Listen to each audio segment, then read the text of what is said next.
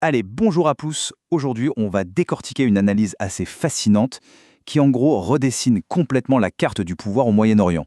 On part de l'hypothèse d'un conflit entre les États-Unis et l'Iran qui tournerait, disons, pas comme prévu. C'est le point de départ d'une réflexion sur un tout nouvel équilibre mondial. Franchement, le tableau qui est dépeint est assez saisissant. Bon, on peut dire que l'analyse ne prend pas de gants. Ça commence très fort avec un constat qui est un véritable choc. Pour les États-Unis, ce conflit ne serait pas du tout une victoire, mais bel et bien une défaite stratégique embarrassante. Alors voyons un peu ce que ça cache. Ok, un échec stratégique. Qu'est-ce que ça veut dire concrètement dans ce contexte? Eh bien, d'après cette analyse, tout tourne autour d'un truc très simple. Quand les objectifs de guerre que vous vous êtes fixés, eh bien, vous ne les atteignez pas, c'est vraiment là que tout commence. L'objectif de départ était pourtant clair, c'était affiché. Un changement de régime en Iran. Sauf que, selon cette lecture des événements, non seulement cet objectif n'a pas été atteint, mais pire encore, il est maintenant considéré comme complètement hors de portée. C'est ce décalage total entre le but visé et la réalité du terrain qui définirait la défaite américaine. Mais alors la question c'est, comment un tel échec a-t-il pu arriver ? L'analyse pointe du doigt une réalité militaire bien précise, et notamment la vulnérabilité de systèmes de défense pourtant parmi les plus sophistiqués au monde, ceux d'Israël en particulier. C'est un peu le deuxième acte de ce drame. Et là, on touche vraiment au cœur du problème militaire. D'un côté, on a des systèmes de défense hyper avancés, mais qui dépendent d'intercepteurs qui coûtent cher et dont les stocks sont limités. Et de l'autre, on a une véritable marée de missiles iraniens, bien moins chers, beaucoup plus nombreux, et conçus pour une seule chose, submerger les défenses. C'est la quantité contre la qualité, et apparemment, cette stratégie aurait payé. Très concrètement, ça voudrait dire que les stocks d'intercepteurs, comme les fameuses Patriot PAC-3, auraient été complètement vidés. Et pire encore, les radars du système THAAD, vous savez, les yeux de toute la défense, auraient été ciblés et mis hors service. Le résultat, c'est qu'un allié aussi crucial qu'Israël se retrouverait, et le mot est fort, nu, son bouclier antimissile étant en quelque sorte brisé. Et la menace ne s'arrêterait pas là. L'analyse soutient que l'Iran serait prêt à passer à l'étape supérieure en utilisant des ogives d'1 à 2 tonnes. Là, on change complètement d'échelle. On ne parle plus seulement d'intercepter des roquettes, mais d'empêcher la destruction de quartiers entiers au cœur des villes. Mais voilà, une guerre, ce n'est jamais juste une question de matériel et de stratégie. Il y a aussi l'aspect éthique.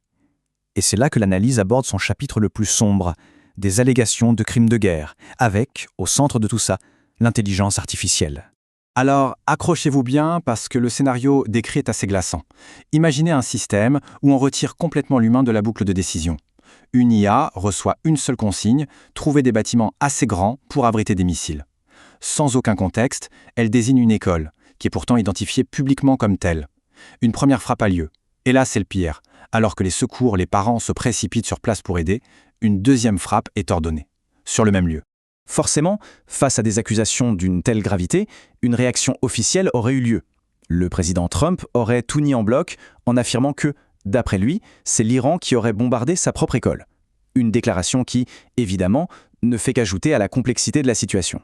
Et c'est suite à cet événement que l'analyse utilise des mots très très forts, allant jusqu'à qualifier les États-Unis d'État criminel de guerre.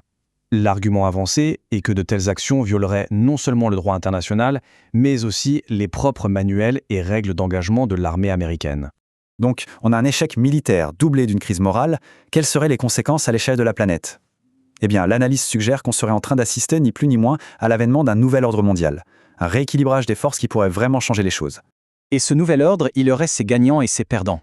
D'un côté, on trouverait la Russie et la Chine qui tireraient clairement leur épingle du jeu. La Russie en devenant le fournisseur d'énergie numéro 1 et la Chine en profitant de l'érosion de la crédibilité militaire américaine. De l'autre côté, l'Europe et l'Inde seraient les grands perdants, confrontés à une crise énergétique potentiellement dévastatrice. Pour la Russie, ce serait une véritable aubaine, à la fois économique et stratégique. Et pour la Chine, c'est un message très puissant. Regardez, les fameuses défenses américaines ne sont pas invincibles. Un message qui a des implications énormes, notamment pour un dossier aussi sensible que celui de Taïwan. Alors, comment on sort d'un tel conflit ? L'analyse se penche sur la fin de partie. Et là aussi, attention, parce que les règles du jeu auraient complètement changé. Ce ne seraient plus les États-Unis qui dicteraient leurs conditions. L'Iran, se sentant en position de force, ne se contenterait plus d'une simple pause. Non, les exigences seraient bien plus profondes. Un arrêt définitif des hostilités, le retrait total et permanent des forces américaines de la région, la fin de toutes les sanctions et même, potentiellement, l'ouverture de négociations sur le programme nucléaire israélien. Des conditions qui étaient tout simplement impensables il y a peu. Et dans ce vide, qui pourrait jouer les médiateurs ? C'est là que la Chine entrerait en scène. Elle se positionnerait comme l'acteur clé, celui qui peut négocier la paix et offrir une porte de sortie à Washington. Mais attention, ce serait une paix à ses conditions. Une paix qui acterait ce nouveau rapport de force, avec la Chine comme nouvel arbitre dans la région. Alors voilà, qu'on soit d'accord ou pas avec cette analyse, elle a le mérite de nous forcer à nous poser une question absolument fondamentale. À quoi ressemblerait un monde et surtout un Moyen-Orient où les États-Unis ne seraient plus la puissance dominante?